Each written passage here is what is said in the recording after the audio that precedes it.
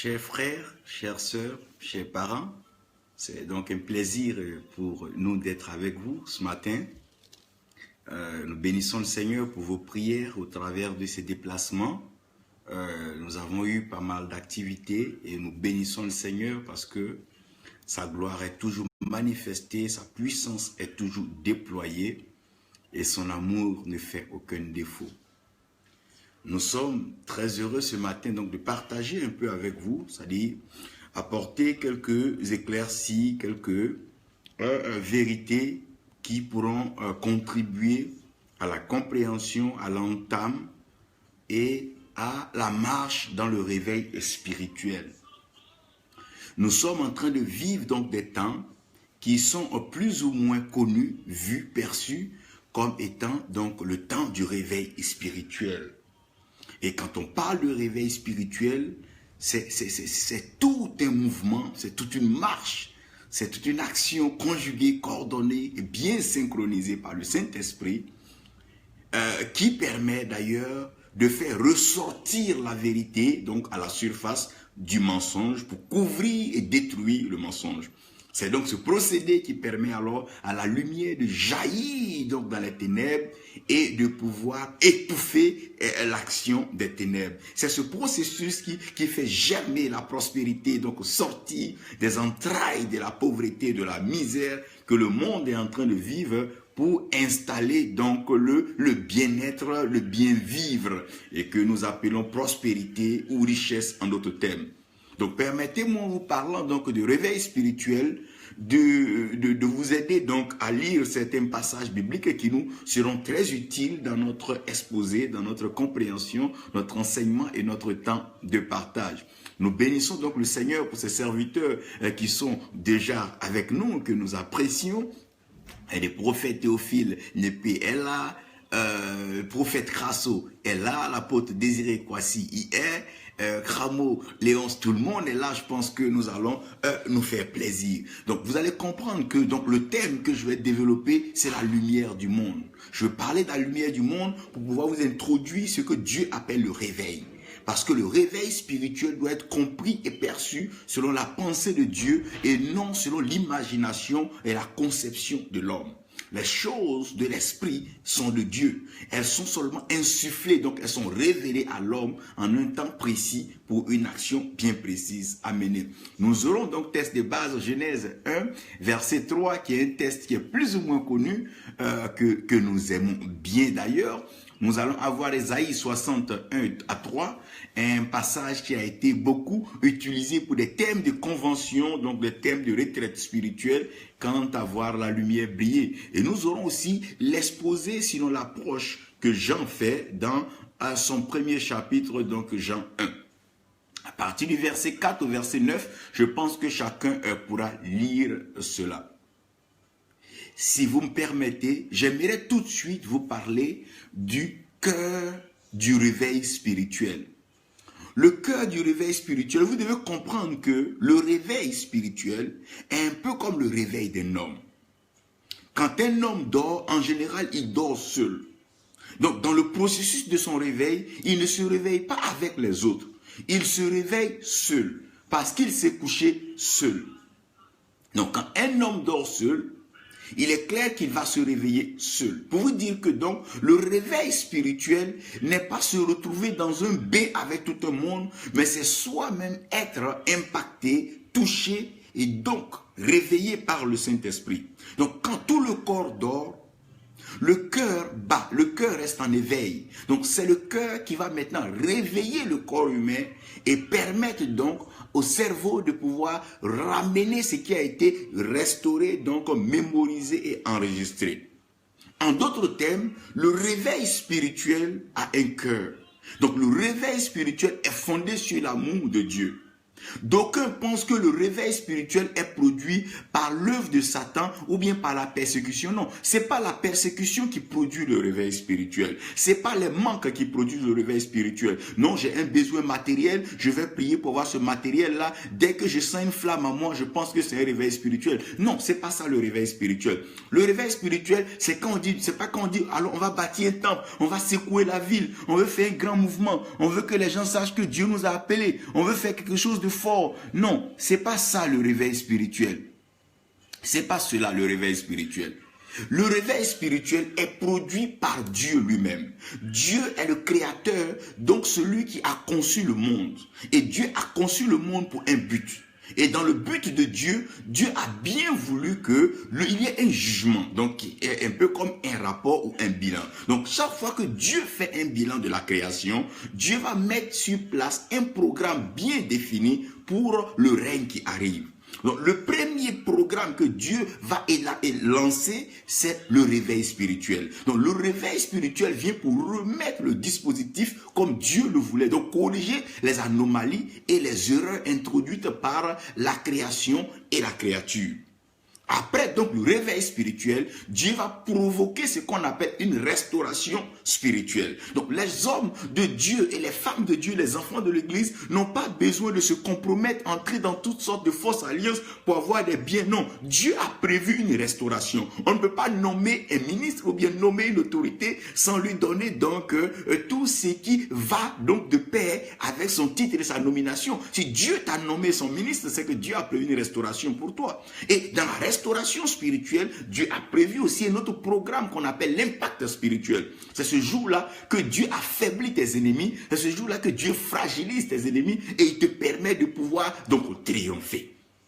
Et après donc l'impact spirituel, nous arrivons à ce que nous attendons tout ce qui va faire venir notre Seigneur, qui est le règne spirituel. Donc c'est dans le règne spirituel, lorsque le règne va commencer, que Jésus-Christ va venir. Parce qu'il viendra pour régner. Il vient maintenant pour consommer le règne. Il vient pour voir donc cette épouse, l'église triomphante, qui est restée sans tache ni ride, malgré les attaques, les persécutions, les propositions indécentes du diable. Donc je reviens rapidement à ce que nous étions en train de dire. Nous sommes en train de parler du réveil spirituel. Le réveil spirituel ne commence pas par les attaques. C'est pas quand David a eu Goliath qu'il a eu un réveil spirituel. Il avait déjà lui-même dans son cœur cette adoration, cet amour de voir Dieu. Comment est-ce qu'un homme peut habiter une maison sans connaître son propriétaire? Non, tu habites la terre et il a le souffle de Dieu qui est en toi. Ça doit être une question de tous les jours. Comment connaître ce Dieu qui s'est investi en moi? Ce Dieu qui a insufflé son souffle en moi, qui m'a fait les yeux pour pouvoir voir les belles choses,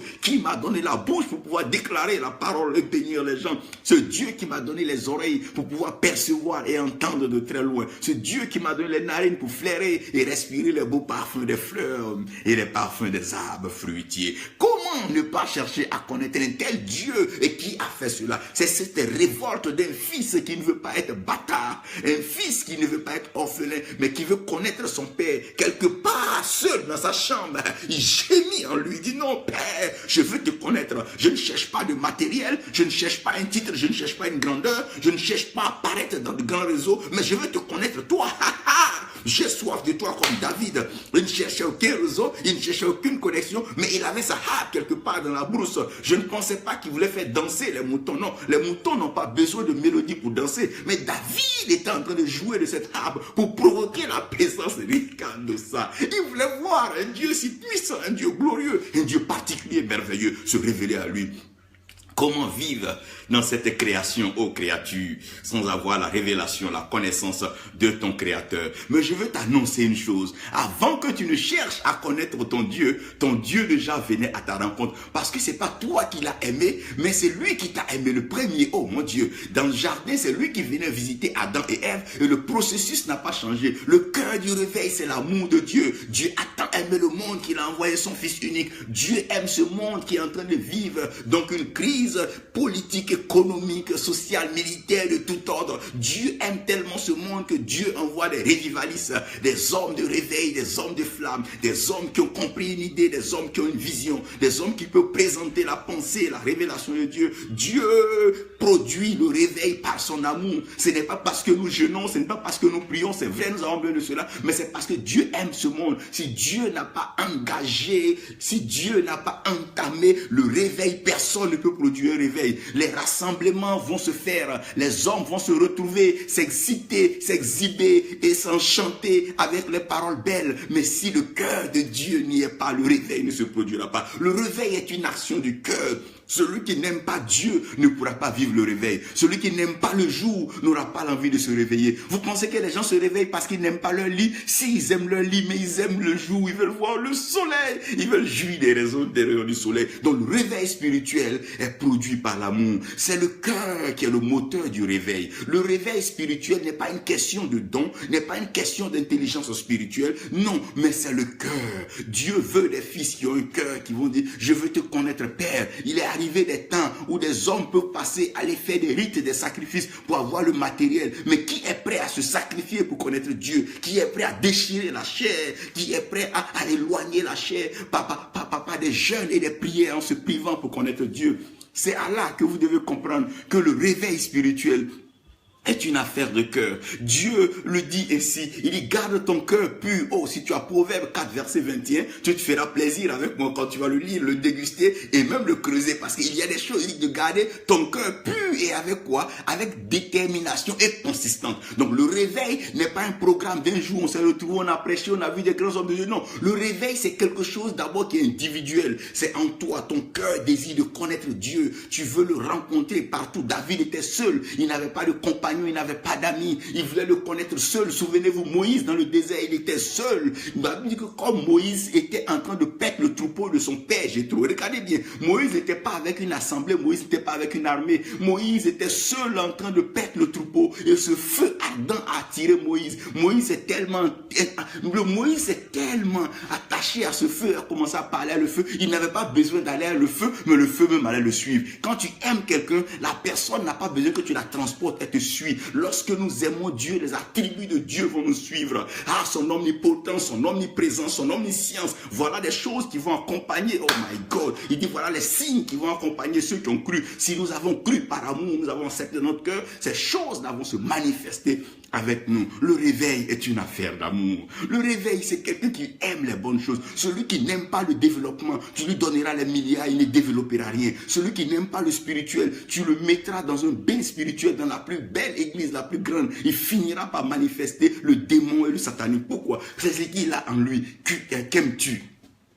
Quand tu parles de réveil, qui veux-tu voir? Jésus-Christ ou veux-tu te voir? Non, il y a un amour, il y a une affaire d'amour. On doit aimer quelqu'un. Regardez bien, David n'a pas commencé lorsqu'il a vu Goliath, mais déjà par amour pour ses brebis, il se réveillait de temps en temps pour aller faire un peu prendre un léger. Il prenait des légers avec l'ours et le lion. Il partait s'exercer. Lorsque tu aimes Dieu, tu n'as pas besoin d'une foule, d'une assemblée pour voir le miraculeux. Tu te retires seul avec un paralytique dans un coin où personne ne peut te voir. Tu t'exerces avec lui quand il marche, il dit ça marche. Le réveil se teste sur le lit de chacun. S'il n'y a pas d'homme couché, il ne peut pas avoir de réveil. Mais écoutez bien, je vais vous dire une chose là.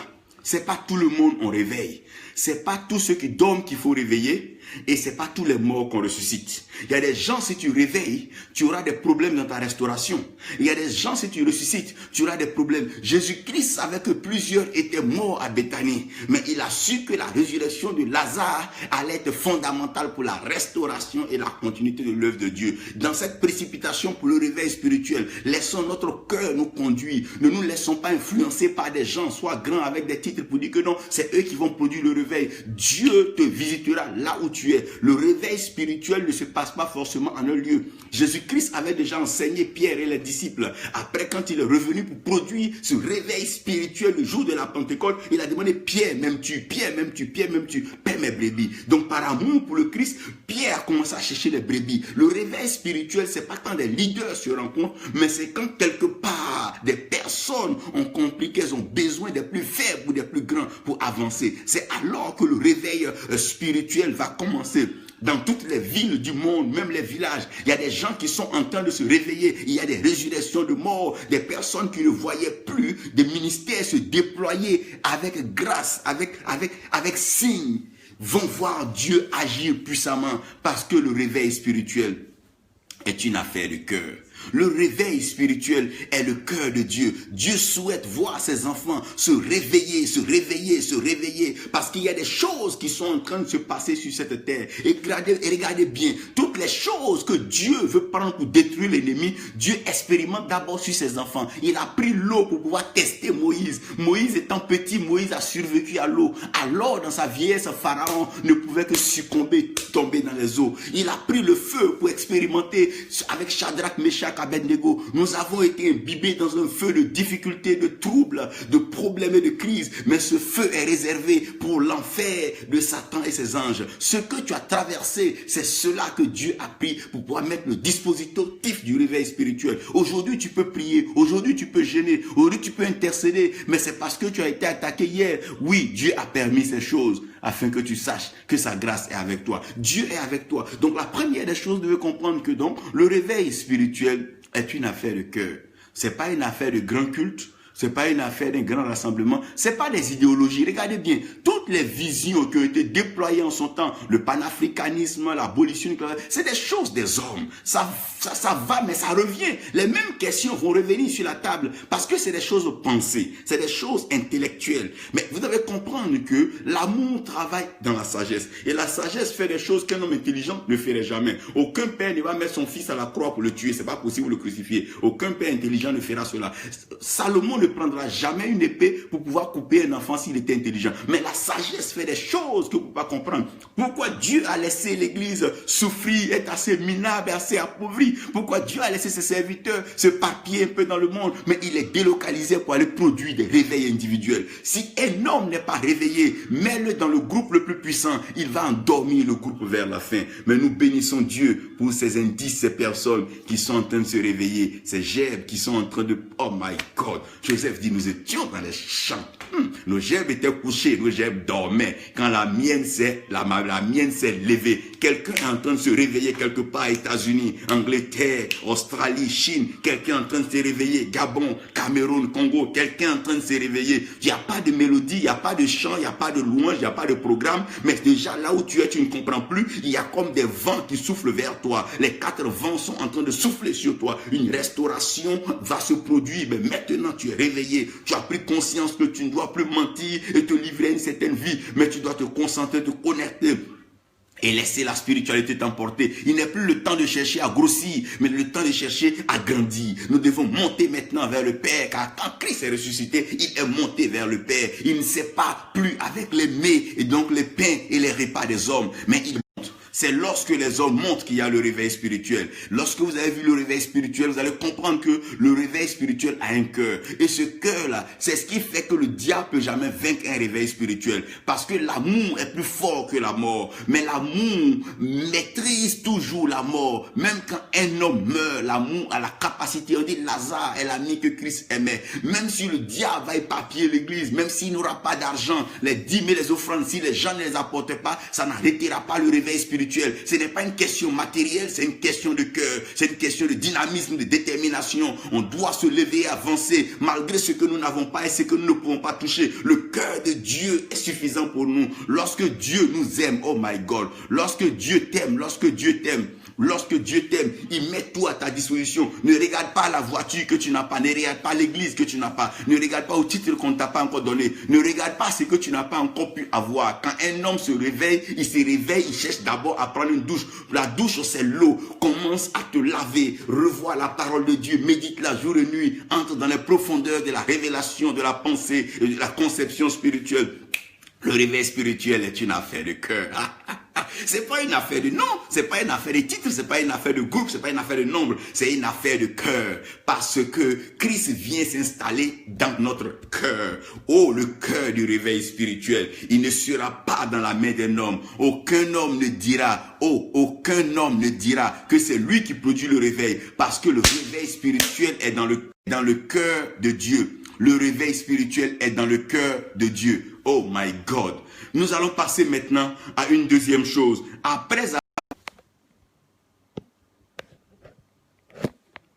Excusez-moi, nous avons été interrompus par un coup de fil. Donc, je suis en train de vous expliquer que donc le réveil spirituel est une affaire de cœur.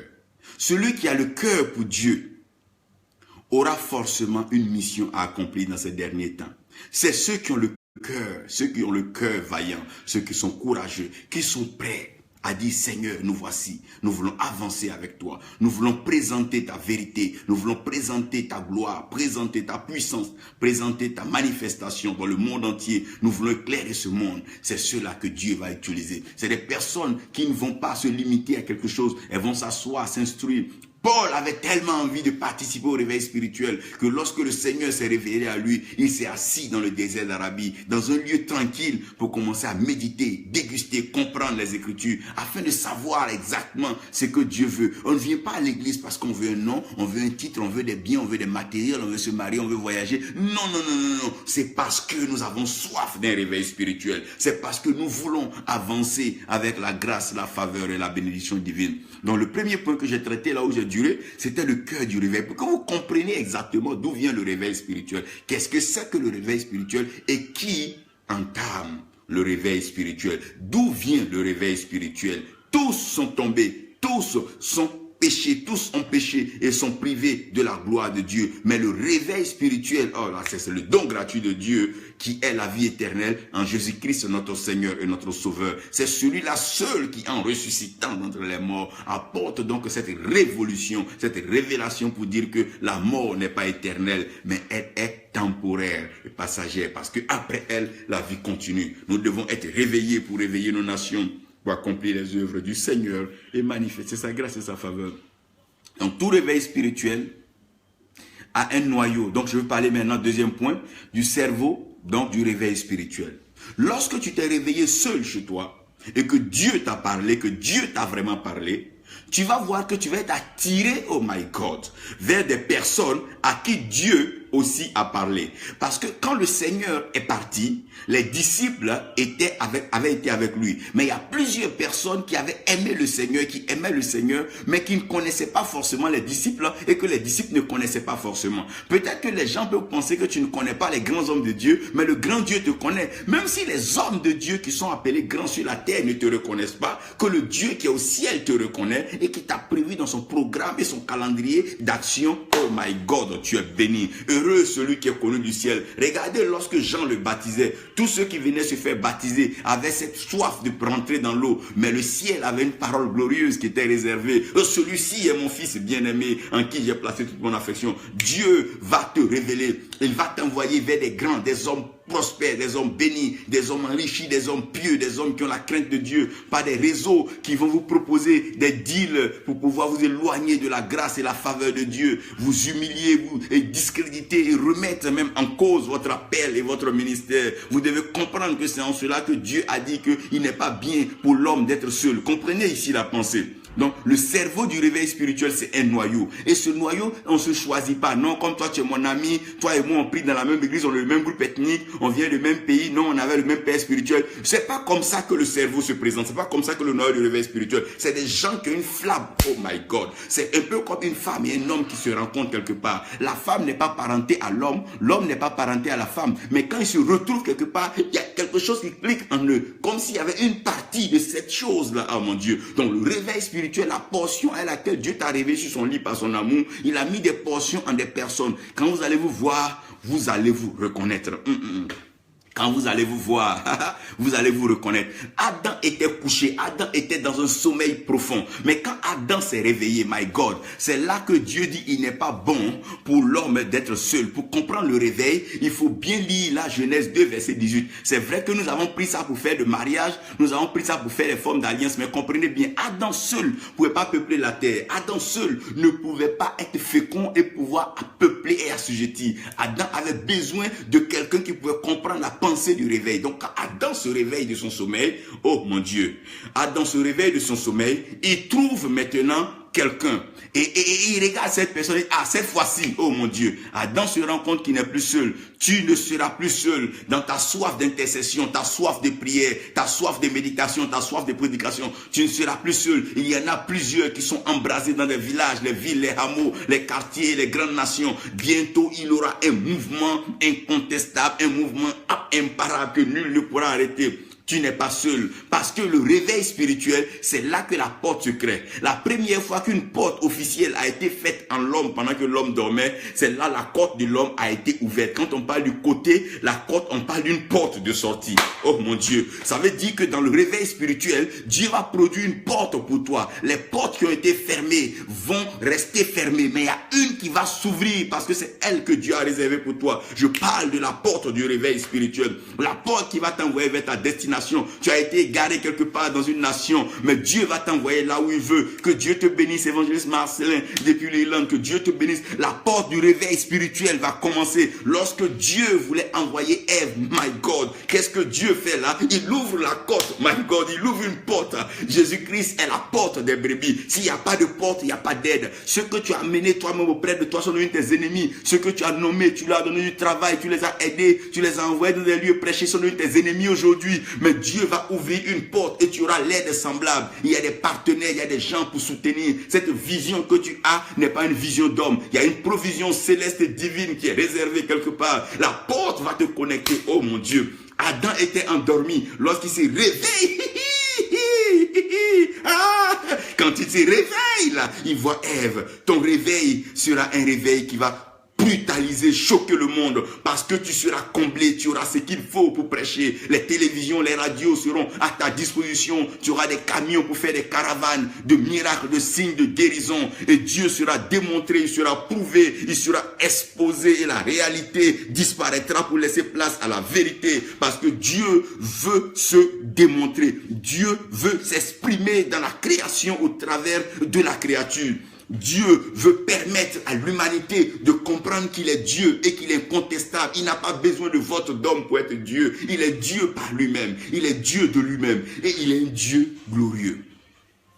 Le cerveau du réveil spirituel, c'est pas un club, c'est pas un réseau de pasteurs, non. C'est pas un bloc, non. Nous, comme on fait ceci, non. Le vrai réveil spirituel, vous allez voir des baptistes, des assemblées de Dieu, des alliances chrétiennes. Des gens vont se mélanger un peu de partout, Foursquare. Les gens vont pas se reconnaître. Ils seront comme attirés par la pulsion du Saint-Esprit. Les gens vont se retrouver. Même ceux qui refusent de porter les foulards et ceux qui portent les foulards se retrouveront. Ceux qui refusent de croire aux actes prophétiques et qui en posent se retrouveront. Toujours est-il que personne ne peut avoir le monopole de la vérité, mais il y a une vérité fondamentale qui est là et elle reste Jésus-Christ. Celui-là qui a été crucifié, qui est ressuscité, qui est monté vers le Père et qui est assis à la droite du Père. C'est celui-ci qui dit, je reviens bientôt. Oh my God, il y a quelque chose qui va se produire. Donc le réveil spirituel lui-même ouvre une porte. Parce que si une porte n'est pas ouverte, le noyau ne peut pas se créer. Donc Dieu va ouvrir une porte sur ton côté et tu apparaîtras dans une nation, puisse être le Burkina, le Ghana, puisse être le Canada, les États-Unis, puisse être la Chine, la Corée, peu importe. Mais la porte va te conduire quelque part. La porte va te conduire quelque part. Lorsque Adam a eu son côté ouvert, lorsque la porte s'est faite, Ève est sortie. De la même chose à la croix, lorsqu'ils ont percé son côté, lorsque la porte a été faite, cette eau qui a coulé avec le sang, l'église était en train de naître. Je suis en train d'annoncer le cerveau qui va se mettre en place. Dieu va te connecter à des sages, à des grands, à des hommes partout dans le monde. Parce que l'évangélisation n'est pas une affaire personnelle ni individuelle. C'est une affaire de Dieu. C'est Dieu qui veut gagner les âmes. C'est Dieu qui veut sauver les âmes. C'est Dieu qui veut délivrer. C'est Dieu qui a envoyé sa parole pour guérir. C'est pas nous qui avons eu l'intention de guérir. Il dit, il envoya sa parole et sa parole les guérit. C'est une affaire de Dieu, mon frère. Ça a commencé dans son cœur et ce qui a commencé dans son cœur montera à sa bouche. Et ce que sa bouche dit, sa main l'accomplira. Je vous envoie rapidement au troisième point, qui est le bras du réveil spirituel. Mais retenez bien que dans le cerveau du réveil spirituel, si vous lisez Genèse 2:18, comprenez un peu que c'est qu'Adam s'est réveillé qu'il a vu Ève. Tant que tu n'es pas réveillé spirituellement, tu ne pourras pas voir celui que Dieu a envoyé pour te soutenir. Souvent, il y a des gens que Dieu envoie vers nous, mais nous les combattons. Même quand Josué a vu l'ange, il a dit, mais es-tu de l'autre côté ou bien contre nous? S'il n'y a pas un réveil spirituel, on peut combattre nos amis et puis chérir nos ennemis. Malheureusement, l'église est faite de ça aujourd'hui. On n'aime plus ceux qui vont nous faire du mal et détruire la vision que ceux-là qui sont venus pour soutenir la vision. Il y a certains qui viennent dans nos lieux de culte, ils n'ont même pas d'argent, ils n'ont pas de chaussures, ils n'ont pas de vêtements. Mais ceux-là ont un cœur pour Dieu. Mais qu'est-ce que nous faisons? Oh mon Dieu, nous les laissons quelque part et nous courons vers ceux-là qui ont les grosses voitures, qui ont des chèques et des comptes en banque, ceux-là qui sont prêts à nous envoyer vers l'apostasie, détruire l'église. Oh mon Dieu, oh mon Dieu, oh mon Dieu. Oh Seigneur, oh Seigneur. Vous allez comprendre alors que là, il y a ce qu'on appelle le cerveau du réveil. Je vais parler rapidement des bras du réveil. Donc quand on parle des bras du réveil, on parle de l'extension du réveil spirituel. C'est là la famille, une famille puissante. Tu sortiras et tu seras une famille puissante, une famille très puissante. Vous pourrez lire ça dans Genèse 12, verset 3. Dieu disait à Abraham que toutes les familles de la terre seront bénies. Partout où tu iras sur la terre, Dieu te donnera une famille qui croit en lui. Partout Paul partait, il y avait une famille qui était préparée, réservée pour l'accompagner dans la cause et dans l'œuvre du Seigneur. Oh mon Dieu, mon Dieu. Je termine maintenant avec les pieds.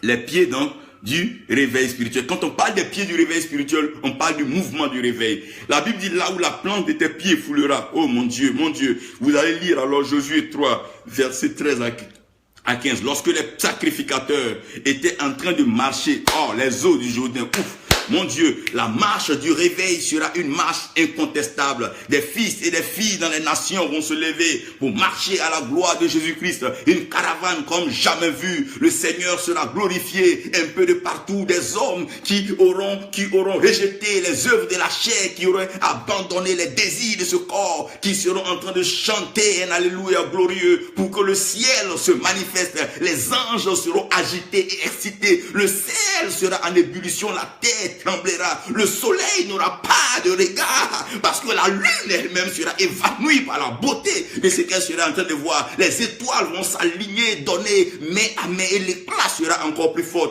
La terre n'aura même plus de place de ténèbres, il n'y aura plus de place pour le mensonge, il n'y aura plus de place pour la pauvreté, il n'y aura plus de place pour la malédiction, il n'y aura plus de place pour la guerre, il n'y aura plus de place pour la destruction, parce qu'ensemble nous allons bâtir. Il n'y a qu'un seul royaume, un royaume vrai, le royaume de Jésus-Christ, le royaume des cieux. Dieu est en train de produire le réveil spirituel. Il y a une marche sans pareil, une marche incontestable, une marche glorieuse, une marche bénie. Dieu est en train de bénir les nations.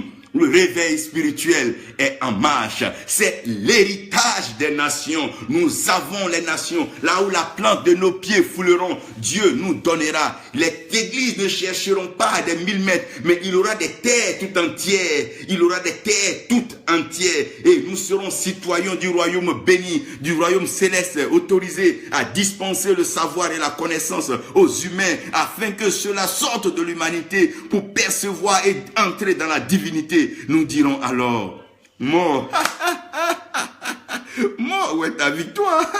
Mort, où est ton aiguillon? Parce que la mort avait juste pour support le péché qui était tout simplement soutenu par la loi. Mais la loi sera elle-même ébranlée parce que la grâce de notre Seigneur de Jésus va accompagner cette marche glorieuse. La marche glorieuse a commencé. En avant, Jésus est déjà en marche. Jésus-Christ revient bientôt. La marche sera glorieuse.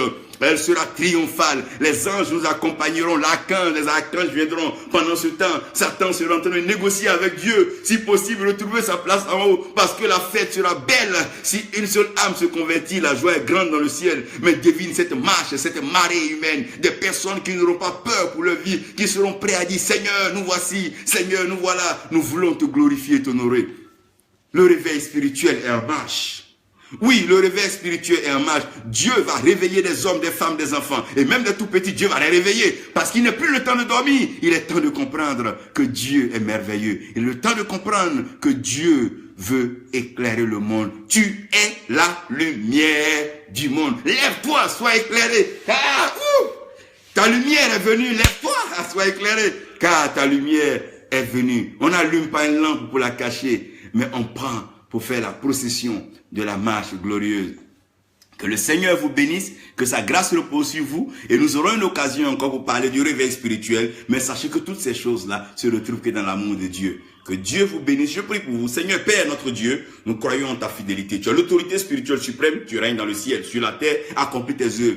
comme jamais vu, comme pas manifesté, comme pas pensé par les hommes, surprend le monde dans son programme et apporte-leur la révélation. Que la lumière éclaire sur la terre entière et que ta vérité, ta gloire soit présentée, enseignée dans les cœurs, dans les pensées, afin que nos actes traduisent ta bonté, ton amour.